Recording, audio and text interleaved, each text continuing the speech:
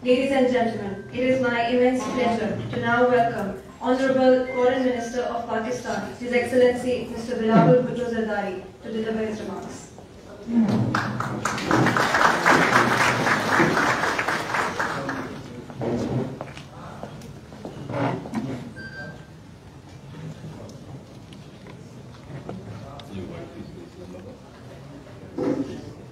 Your Excellencies, Honourable Members of Parliament, members of the Federal Government, Federal Cabinet, welcome to the Foreign Office for our Interfaith Iftar this evening.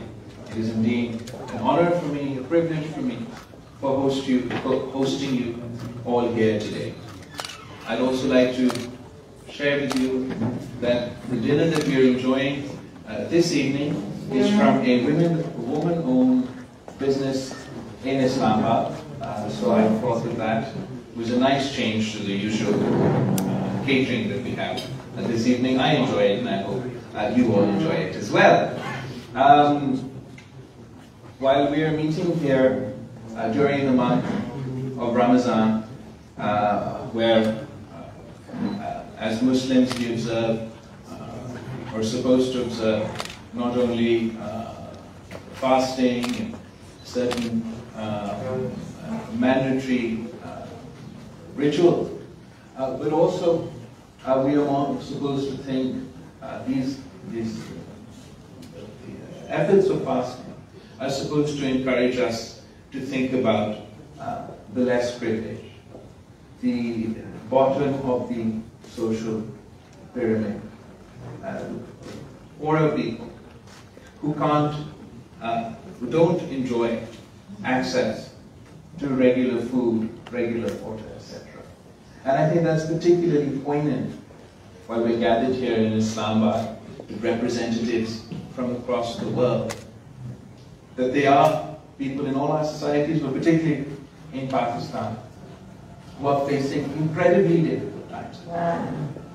And absolutely, as Foreign Minister of this country, I should be able to admit, and I am ready to accept, that a lot of those difficulties are of our own doing. Some mistakes that we, as the collective we, that as far as economic policy, etc., may result in. I often, in our speeches to Parliament, we refer to one of the former government's decisions. But at the same time, they're also facing the economic consequences of certain decisions that are also outside our control. And though that is true for people in my country, and that's true for people in your country as well. For example, we are facing the consequences of this devastating climate catastrophe. And the people who are suffering as a result of that didn't necessarily play such a role in the climate crisis that resulted in this catastrophe. That's the same for many people in your country, especially the younger generations, who are facing the consequences for decisions and actions of others. There's conflict, or there's the consequences of the COVID pandemic, which all of us are still facing today, the economic consequences of the COVID pandemic.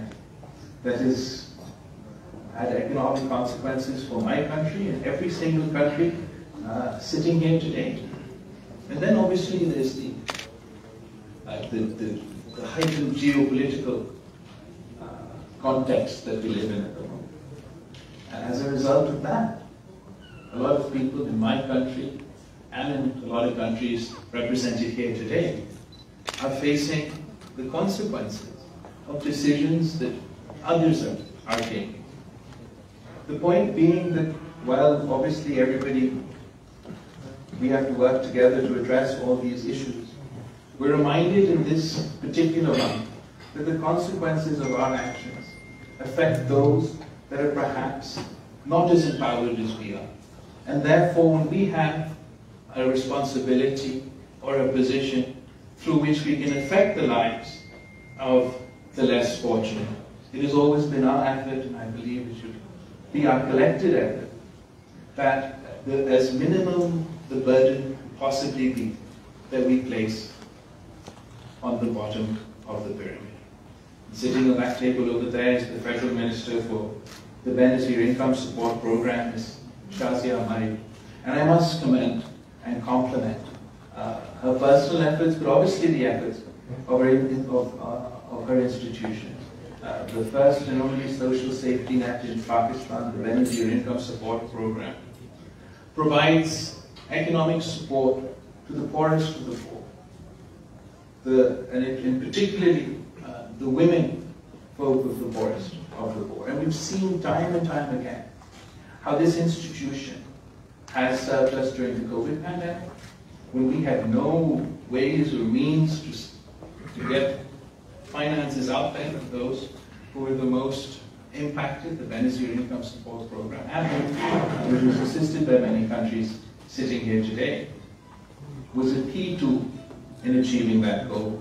Once again, when the floods came, first during the rains and then it extended out to the floods, the most effective means to get direct support to the most vulnerable was through the Benazir Income Support Program.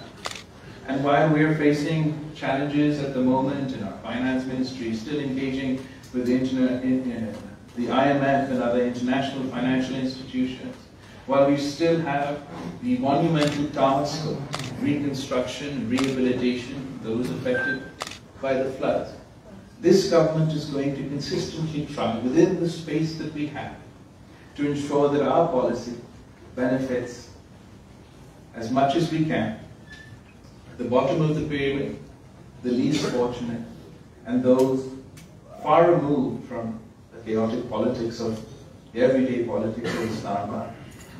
They're really facing challenges today, our own challenges, and those challenges that, as a result of course of events, we're facing today.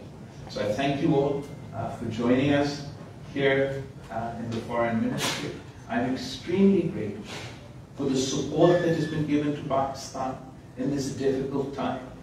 Our friends from across the world have stood with us during the COVID pandemic and provided vaccines and other support during the flooding, during the climate catastrophe, the way the entire international community banded together to support the people of Pakistan.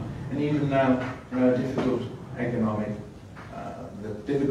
times that we are facing, I'm incredibly grateful to each ambassador present here today, who in their personal capacity, in their official capacity, I know continue to fight the case for Pakistan. So thank you everybody, thank you very much for joining us here today. And I will now return to our seat and not come in the way of you and your Iftar. Thank you.